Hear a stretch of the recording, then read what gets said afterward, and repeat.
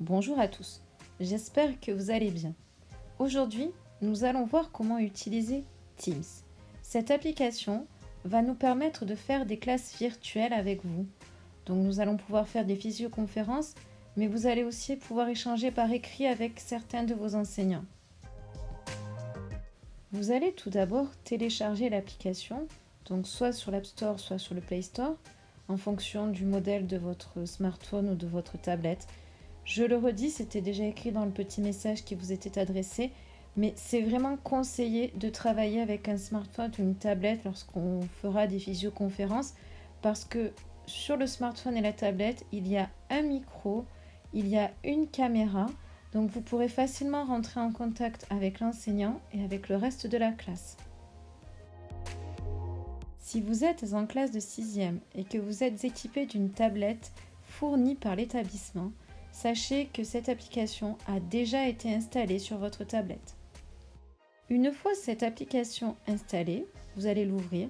Si vous êtes en classe de 6e, elle est dans le dossier Office 365.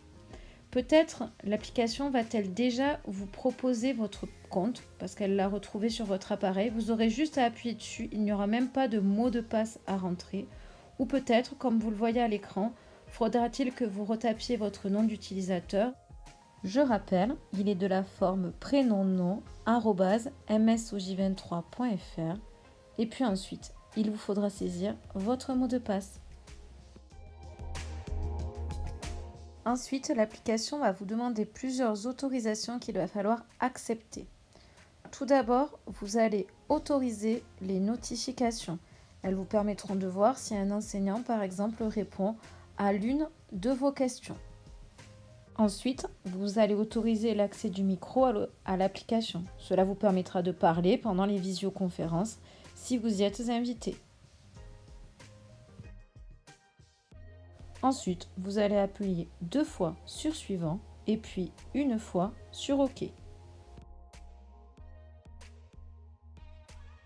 Concernant le Bluetooth, vous allez aussi autoriser Teams à y accéder en appuyant sur OK. Maintenant, nous allons nous intéresser à la ligne en bas de l'écran. Tout d'abord, il y a écrit calendrier. C'est d'ailleurs ce qui est à l'écran. C'est là que seront indiquées les visioconférences. Ensuite, il y a un onglet Activités qui vous permet de savoir ce qui s'est passé depuis la dernière fois que vous avez ouvert l'application. Et puis, il y a un onglet Équipe qui va vous permettre d'échanger avec les élèves de votre classe pour une matière donnée. Donc là, ici, vous avez une classe que j'ai appelée classe test, mais vous aurez des classes du type 6e B, mathématiques 2019-2020, etc. pour toutes les matières. Donc ici, vous pouvez poster des messages en faisant de la même façon que je le fais à l'écran. Attention, vos enseignants peuvent choisir de bloquer ce droit. Ils font comme ils veulent. Donc, vous verrez en fonction des cours si cet espace est ouvert ou si cet espace est au contraire fermé. Donc, une fois que le message est écrit, et on va essayer de faire un petit effort de français lorsqu'on poste là-dessus. Vous voyez, moi j'ai fait une faute de frappe. Je prends le temps de la corriger et on envoie le message. Le message sera visible par l'enseignant, mais aussi par l'ensemble de votre classe.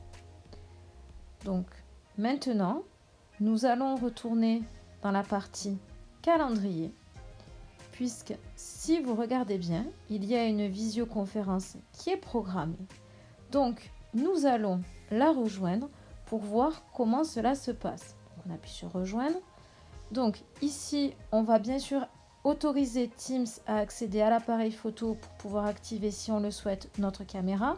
Il y a plusieurs options. On peut choisir d'activer ou désactiver sa caméra, d'activer ou désactiver son micro. Quant au haut-parleur, c'est le son de la visioconférence. Si on est sur un téléphone, on peut choisir de le mettre sur un haut-parleur ou juste sur l'écouteur du téléphone. C'est à votre choix.